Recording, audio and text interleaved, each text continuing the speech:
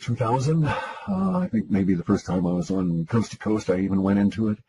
The methods that I'm going to describe are my own devising. I've been doing this since 1993. There's a lot of interviews, especially a lot of audio interviews that are out there in which I go into a lot greater detail than I'm able to at the moment. But I'm going to give you an overview as to how my system works so that you'll feel comfortable enough to proceed with the rest of the information, and then you can go and do the research to validate it all later. When you do that research, you can start off by going and doing a hunt on Google or someplace for like WebBot forum and go and jump to that. If you're absolutely new to this, maybe you want to get some easy entry into it, you can go look up JSNIP4 on YouTube. He's got JSNIP and the numeral 4. He's got a YouTube channel, and he's been doing summaries and has been following my work for years and takes the time to point out where it's been effective. So now the methods. Basically what I've done is I've come to the conclusion that humans are psychic, and most of us don't know it or acknowledge it. It may cause us to make certain moves with intuition, but we really don't bring it into our consciousness. So what I did was I devised a software that's basically of 4 components. The one component are these things called spiders, which are just search engine kind of programs that go out and read web pages. And that just goes out and looks for data, and I tell the spiders what to look for. The second component is the processing that weeds out all the data that we don't want, because it brings back vast quantities of stuff that's just not useful for us. And the third part is the lexicon. The lexicon is a dictionary of words in many different languages, but it has no definitions, which is why it's really called a lexicon and not a dictionary. And what it is attached to each of the words are values that are represented by numbers that go to how that word is perceived by the native speakers of that word in its emotional context. So see, basically what I'm looking for are emotional changes that show up in language. And it was always my understanding that I worked from since 1993 that these emotional changes were as a result of our psychic or intuition leaking out. And so what I've done is make a giant intuition sweeper. The way Google sweeps the internet and comes up with places for you to go and look at to respond to general or specific queries, what I did was to come up with a giant search engine that looks for distilled bits of intuition that end up on the internet in the form of language changes. So now, it's all done linguistically. The fourth component here, we have a database of some considerable size that runs in a language called SQL, and I'm able to do some very extensive data mining on this. And then at the other end of it, I do personal interpretation. So let me explain how that works. The data sets might bring back a collective psychic intuition. Okay, so let's choose as an example something I do not do. As a rule, I don't involve myself in personalities like celebrities, tabloid kind of things. I'm interested in a deeper level of discovery from this. So as a rule, I don't even look at and we throw out personalities and stuff. But at the moment, I'm going to use a personality as an example because it's the stuff I don't normally do. This is actually within the data. So as it occurs over these next, I want to say 6 months, but maybe it was 7 months out in model space. I have a model that I moved through time, and I did the timing and then programming and all this on my own. So it's my own mechanisms. Again, I've discussed it in other interviews. But let's get to this personality as an example so I can show you the difference between the data and the interpretation. So the data says that there's this actor by the name of Luke Wilson that's going to be involved in some form of a car wreck, a car accident. This car accident, I think, as I say, is going to occur over the next 6 months, but maybe it was 7 months. I don't remember at the moment. I hadn't really thought at the time I saw this that I was going to use it as an example, and so I didn't make any notes about it. And I'm just doing this from memory. But anyway, so that's the data sets provide that kind of information, and it's a very concise, very cryptic, because it's just basically accident, and then under accident there's a supporting set that goes to cars, and then there's the other set that ties in Luke Wilson by name.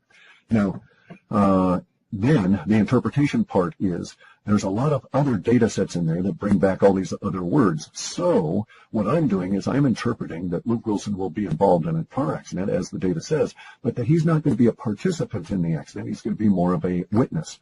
And so that's how he's going to show up within the referenced language. It also helps, by the way, to note that our process here brings up language that's likely to appear after the event. So I don't really get into a description of the event. I get a description of all the words we're going to be using to talk about the event after it has occurred, or after it has not occurred and we're still discussing it all. So let's get back to Luke Wilson, and then I'll give you another quick example here, and then we'll go on with the data. And so my interpretation here, the interpretation part, is that he's going to be a participant in an oblique or peripheral sense, not actually in the driving either car, that kind of a thing.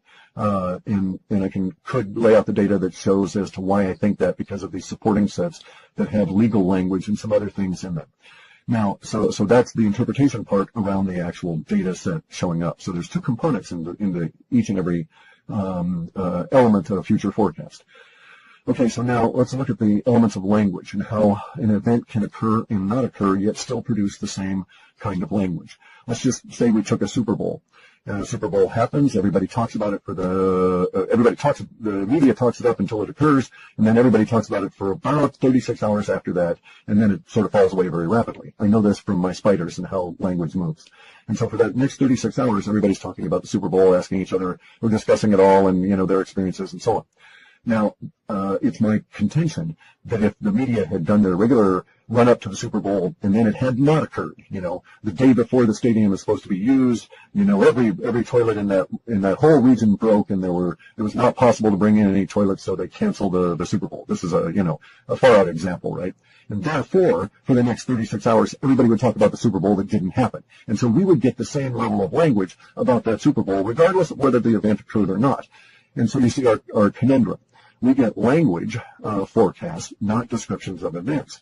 Ergo, I'm in a situation here where if I perceive that there's going to be an event, it could be that, it's going to be an event of omission as opposed to commission, in the sense of something that's missing rather than occurring. And I just can't tell the difference from the language we get, because we get the language that says Luke Wilson car wreck, and then some other legal language and other modifiers, peripheral sets in this, that lead me to suspect that he's just going to be, along for the ride in a legal sense and not really a participant.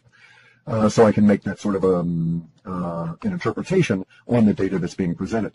But in some cases, like the Super Bowl, maybe I could make a guess that it would be a situation of the Super Bowl not occurring, but within the language I might be presented, it may not be clear at all that there's any kind of a hiccup going on, because there's the same number of words, they have the same kind of things within them. You would ask yourself and talk about the same sort of situations, more or less, because in the case of the Super Bowl not happening, you would say, well, what if so-and-so had, done this and so on. So you'd speculate a lot more. So you see the issues that are involved at a very high level, very skimming the surface in the work I do. So, all right, so I've said that. Now, I've been doing this since 97 when I did my first run. I started working on the programming in 93. It took me a long time 4 years to do the initial work and research on this, because I was working, I had to make a living. I was working for Microsoft and GEC Marconi and all these airlines and writing code and stuff for people. So that's what I was doing at the time. I was a software engineer, specializing in very large databases and data mining and interesting kinds of projects that are very high end. I program in a number of languages. My core language is C. I do some assembler. I like C a lot. C++. I don't need the overhead. I do encapsulation. And I like Prolog. Prolog is a self-compiling artificial intelligence language, but I hate using the word AI because everybody thinks of smart, self-aware computers, which I contend cannot happen. Anyway, though. There you go. See, there was a divergence. We shouldn't have gone there. So now let's get into the situation that really brings me to doing the video. As I said earlier, this should have been addressed as my fellow Americans, because everybody in North America is going to suffer the same kind of circumstances that are going to, as myself, over these next few years. Our data set suggests that these circumstances are not going to be good in one way. I mean, they're going to be a challenge, a struggle. Now, I happen to have a philosophical approach. The challenge and struggle is good. That's why we're here on Earth, to learn. And you don't learn sitting on your ass watching TV or playing video games. You may get your twitch fingers really good, but you never really deal with any of your karma. And well, that's all about to change. According to our data sets, we're into it right now. And if you follow anything at all, you'll, even if you're new to this work, you'll have been brought here by some occurrence in your life that impacts on some of the subjects we're going to discuss here, or is impacted by some of the subjects we're going to discuss here today. And those subjects include basically the economic underpinnings of life as we know it, eroding away visibly in front of you over these next few months and then into the rest of this year. The erosion is described in our data sets as being so fast. The collapse of all of the bubbles that the Federal Reserve and the criminalists have put together is described as happening so fast that there's major changes in society that occur at what is seemingly a blinding speed, given the usual rate at which change might occur. Now, note that the powers that be, politicians and everybody, they don't like change in our society. Politicians are followers. They follow polls. They follow the masses. They're not leaders in that sense. So they don't like change because it causes them to have to change, and they feel uncomfortable because until they get a poll reading on it, they don't know how you're going to react, and they're paranoid. So you can't trust politicians to lead anytime, anywhere, under any circumstances. And we're in a situation now where the economic bubbles are all going to pop. You'll notice this today, tomorrow, the day after, by a sudden scramble, and I mean panic. A struggle that's going to work its way up to a panic to own gold or silver. This is going to sweep over everybody you know at some point. It doesn't matter where you are, basically on the planet, because the collapse of the paper currency system is going to be a pandemic across all of the nations. It's going to be endemic to the society. You won't be able to escape it. It'll reach into every corner. Some people will benefit. You know, they were smart. They knew what to do. They saw it coming. Most people will not. Most people will be caught unawares, and they will be thrown into resources or into searching for resources that they really don't have too much of a clue about. So this is not the place that you're going to get educated on how to go on out and buy gold or silver or any of this. By the time you're listening to this, if you haven't got a substantial amount of gold or silver stored relative to the amount of coins and a few dollars you've got, you may as well not even try because it'll be too difficult to obtain, and the prices, you'll be chasing price. If you're an investor or a speculator and you have that kind of money, have at it. You have nothing to lose in terms of chasing that price, because those prices are going to go into what would be considered to be astronomical terms. And fundamentally, it all comes down to a necessary human reaction and what's going to happen that's going to cause those reactions. And so let me go into that very briefly. The powers that be that are behind the debt-based, paper-based monetary system have set up circumstances that it's going to cause their minions, such as the Federal Reserve, Congress, all these people they control, to react in certain ways. The conditions exist. They've existed for a number of years, and they've been building and building until they finally got to that. I think it's Peter Schiff that uses the example, maybe I'm incorrect, of the last snowflake. But nonetheless, the last snowflake has hit the huge mass hanging on Mount Rainier, and it started an avalanche that's going to turn into a lahar.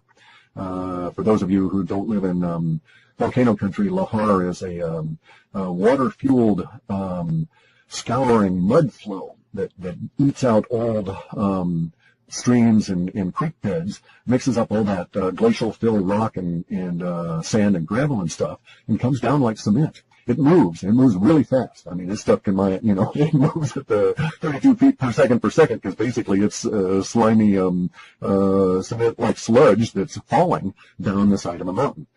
And when it hits, it's like wet cement, a whole tsunami of it. So it's really dangerous stuff. So we have a lahar coming to North America.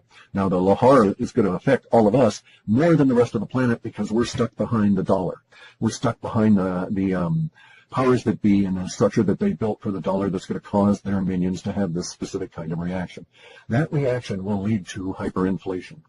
And by hyperinflation, I'm specifically referring to a situation that will cause goods that you may need, dish soap, that kind of thing, to be very, very difficult to obtain, and the prices will be hard to take. I mean, the prices in dollar terms are going to be very difficult to deal with.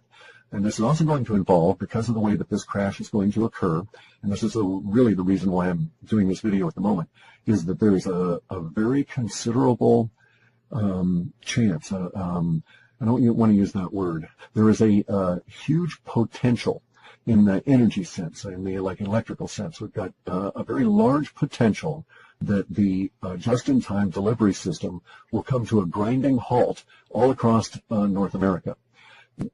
if that should occur, and I'm going to actually start saying when that occurs, the conditions that you'll face will be that the stores will empty and they will not be refilled. And you'll go back to that store 2 days after you went and bought milk and there won't be any milk. You'll go back and they'll say, well, we'll get some in a few days. And the fact of the matter is that they won't. And then perhaps even 2 or 3 or 4 or 5 days after that, the employees won't even show up. We don't know how it's going to actually mature at the individual level, and it's going to really depend where you are and how much of the material that you use in your life is locally sourced. Because we've gotten a situation where everything that travels over the roads to get to the stores that you consume is basically riding there, floating there on a sea of paper debt credit. The guy, when he fuels up his truck to drive the goods from the supplier, secondary supplier over to Walmart, he fuels his truck up on a credit card that runs on credit. He doesn't actually carry cash to make the purchases that get him from one part of the country to the other with that load of goods to go into the Walmart. He personally uses credit card more often than not, purchases everything that way, and he's with the vast majority of people in the country. And it's not necessarily, there are going to be instances when these cards, the plastic, will not work. But that's not necessarily what we're talking about now in terms of the dysfunction that's going to occur. Because the dysfunction that's going to occur is the lack of credit that allows people to purchase things ahead of time and bank on being able to pay that creditor when the goods are sold. So that whole credit system is going to break down. And then there's the issues of the huge amount of capacity to move goods, but no demand. So it's got us into a situation where even the basics will now be threatened. And that's something that we all need to be aware of. I'm not saying that you should panic. I'm not saying to run on out and try and stock up on canned goods. I don't know that that's the solution. It's going to depend on where you're at as to how bad it might get for you at an individual level. You're going to have to analyze your individual circumstances for your financial capability to deal with a sudden rise in prices and unavailability of items. And then make some adjustments in terms of where you think you'll be 6 months out and a year out. And you'll know I'm correct if you're looking at this either ahead of time or later on, because you'll see that we're going to run into a situation of panic to purchase gold and silver and ultimately Bitcoin. Gold and silver is going to produce, that panic will be visible. You'll be able to see videos, and it'll even hit mainstream media, of people queuing up all around the planet to purchase gold and silver, and a lot of people behaving badly in mobs when they're not able to get some because the store will have to ration it because they won't have anywhere near the amount that the demand is going to seek.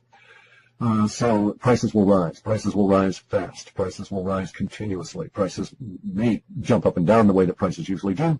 But for the gold and silver, we're going to get into a situation that's going to be, in my lifetime, absolutely unique. And I'm an old bastard. And so that uniqueness is going to be a situation that my data suggests will occur in March and April, in which people will want to buy gold and there will be none offered. And so, for instance, right now, I think gold might be $1,200 or $1,300 an ounce to actually get some in your hand. Well, maybe by April, you might see a situation where someone's offering to buy it at $2,000 an ounce. Nobody's selling it. You know, they're saying to themselves, I'm not going to sell my ounce of gold for 2,000 bits of paper. And so they might say, well, we'll offer you 5,000 bits of paper, or who knows? We just don't know where it's going to go, because the course of the no offer is going to totally destroy the artificial suppression that's occurred that I know for a fact has been in place at least since the year 2000 and has likely been there since the 70s. But there's documented evidence that, of the gold suppression and the silver price suppression since the 2000 at least. So, under those circumstances, we're going to get this panic to own the gold and silver. That will tell you that I'm correct about what else is going to come. That'll eventually trail down to Bitcoin. When people realize they can't get gold and silver, there will be this a surge to buy Bitcoin, and we won't see it because it's going to be online. You can go and look at Fiat Leak and watch it occur. This could be global. We're going to see currencies all over start taking really big swings in volatility. What we call wobble. That was what the data called it, a wobble. You're going to have a wobble for the dollar. It's just going to bounce around like that. And as it bounces around, confidence is going to be lost. Because every time it comes down, the populace is going to have one emotional reaction, and then as the Fed drives the price back up with their manipulation, the populace is going to have another reaction, and they'll go along with it the popular reaction will be okay on the first bounce back up, and not that second one. From then on, confidence is totally shot. But the dollar's still going to wobble as it fades off into history. If you're in North America, you're going to have to deal with the destruction of the currency that has moved my entire life. It's moved me through this planet my entire life. And it's going to be gone, effectively gone, especially as purchasing capacity dries up, because the response of the minions will be to hyperinflate. They don't have any other tools. They don't know anything else to do. They're really, really, really dumb. All these people at the top, they're just clever criminals, and there's a criminal system you live under, and that's why these really stupid people are running everything. And I cannot tell you how absolutely stupid these people are. But the system has got us locked in at an individual basis. That's going to change. The system is actually coming apart at the seams. Now, as this occurs, let me check my notes here. We're going to get to the situation here where, as I say, gold and silver will go no offer. The data shows shortly before that Bitcoin is reaching around 650 US dollars per Bitcoin. It's going to go much higher than that. But it's because the dollar is becoming worthless, not that these things are more valuable. Their value will now be recognized. There's another key difference, is that, yes, there will be a fundamental change in the nature of gold and silver, because gold and silver in and of themselves are just rocks, just minerals, and they can't do anything. There's no emotional component there. There's no life as we understand it within those rocks. But what does motivate and move gold and silver around the planet is the human reaction to it. And that is to say, the perception that humans have for value in these rocks will change very radically as the perception that and faith that they used to put into paper now shifts to something a little bit more solid and substantial. And so everybody will want these rocks and will give up on paper. And as I say, a little joke, and rock, paper, scissors is a game. Okay, in real life, rock wins every time.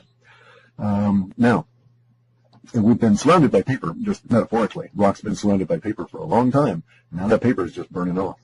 Okay, so let's set us up for the projections for the rest of this year, and then get on to the hopefully the end of this video.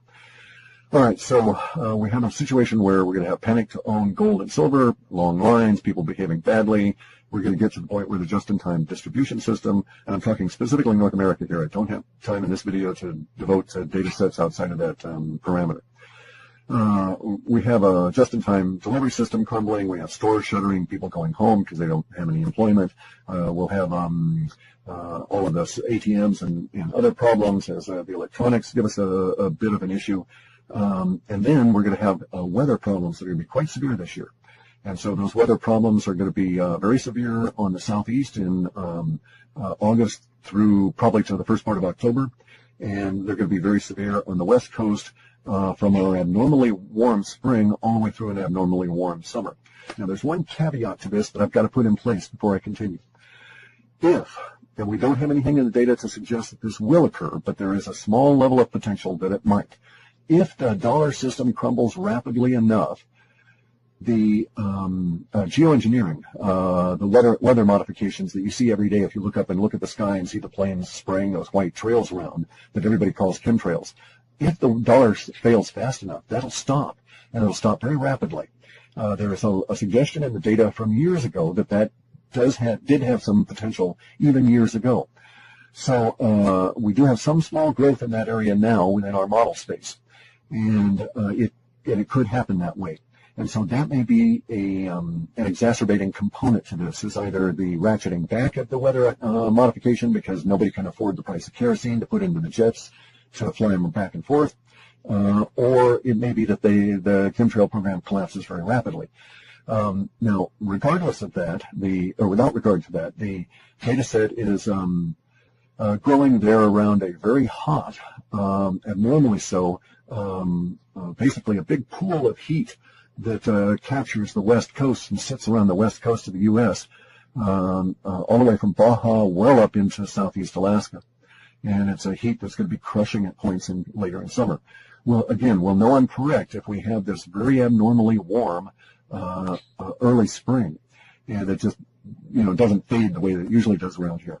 if that's the case, then we'll get into this situation where we're going to have the problems from the heat, and we'll know months in advance. Now, it could be that they're able to maintain the chemtrailing up to a certain point, and then the chemtrailing suddenly collapses, and then we get into the heat very rapidly. I just have no way of telling how it's going to manifest. So if we have if we don't have this abnormally hot or warm spring on the West Coast, and it's just regularly warm, and we have lots of chemtrails, then bear in mind this forecast still has a lot of potential to come true as long as the underlying economic destruction is ongoing. Because at some point they won't be able to afford to put the fly ash slurry into the air, and that's going to stop the chemtrails, and then the heat's just going to very rapidly escalate.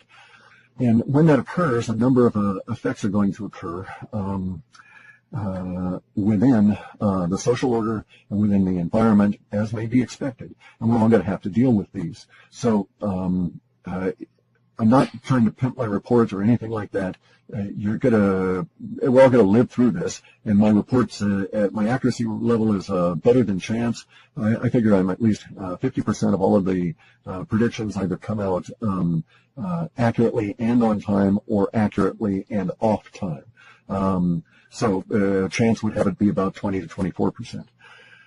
So under the circumstances, you're going to have to decide how you're going to deal with a situation where we have a heat wave on the West Coast that may extend inland some considerable distance and into the Southwest that might cause severe problems for your environment, especially at a time when electricity may not be all that reliable. See, all this stuff's going to hit us all at once. The broken credit system is going to destroy the just-in-time delivery system, which includes fuels for power plants, which produce electricity to produce the electricity you need to keep the air conditioning on. And at the same time, we're going to have it's going to be exceptionally hot. And you're going to have to rely more on that air conditioning and or whatever cooling you've got, and you're going to find it's difficult to get around because a lot of the infrastructure around you is starting to basically react to an overly heated sun, and you're just sort of not really prepared to deal with it because you've been kept in sort of a little geoengineering cocoon for the last few years that may rapidly disappear. Now, I happen to think we've got to, I like taking my pain right now and getting it over with, right?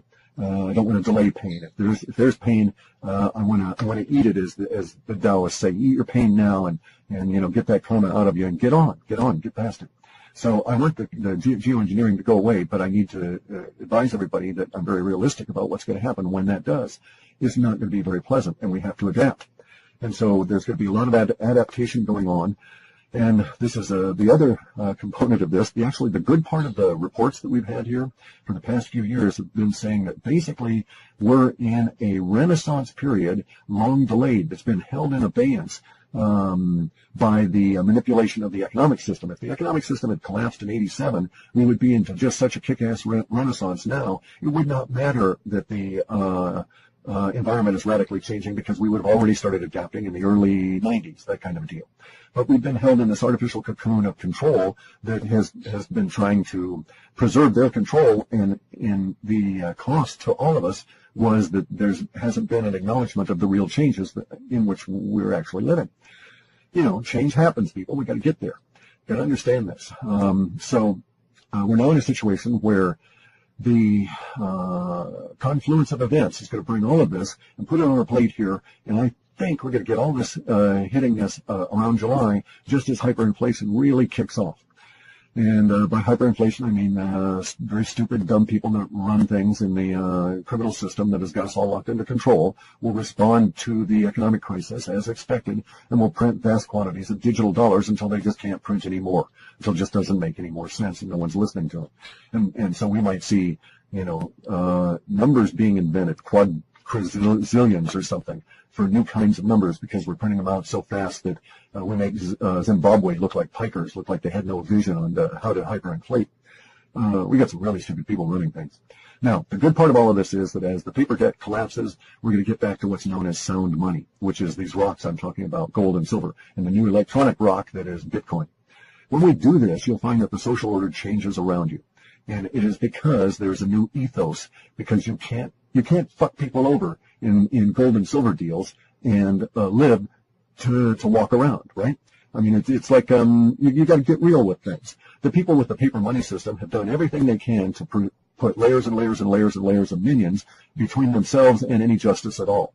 That goes away with the paper debt system. All of the politicians you know go away with the end of the paper debt system. Who gives a rat's ass about that old fart Hillary or hair boy Trump when there's no dollars behind them? You know, when Trump's casinos are empty, or not empty, where they just have thousands of squatters living in them, and because the economic system has collapsed and those people's homes were washed away in the storms, they saw the casino and they said, hey, I'm going to go live there. You know, up yours, Trump. And by then, no one gives a rat's ass about Trump anyway.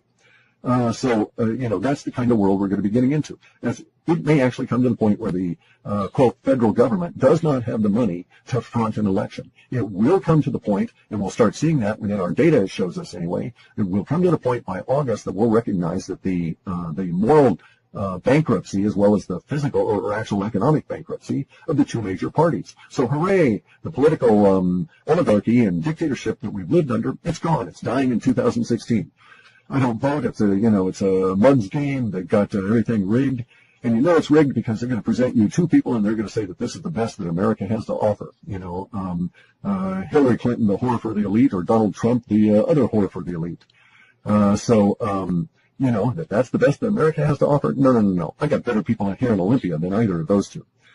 So, sorry, didn't mean to get into that. Anyway, so here's where it's at, guys. It's going to be really harsh for us this year, and something you have to pay attention to now, if you've got any inclination at all, is gardening when it counts. I think there's even a book by that name, like Gardening When You Have to Depend on It, or Gardening When It Counts. And that's where we're at now. That's why I'm bringing this up, because food's going to be an issue. It's not going to be a question of, you know, how much you're going to pay for that tomato. It's going to be a question of, do you have that tomato out of season? Probably not. Not if you're not figuring a way of growing it next year. You know, so that's the route it's going to go. You're going to learn a whole lot about food because it's going to be a very key issue as we go forward. We live in a hugely resource-rich environment that's been kept from us by the paper debt system. And we now have to learn to explore that hugely rich environment around us in really creative ways because the paper debt system is coming down. Without that, you've got to figure ways to make yourself an asset to the universe, because otherwise you're a liability to everybody. And in a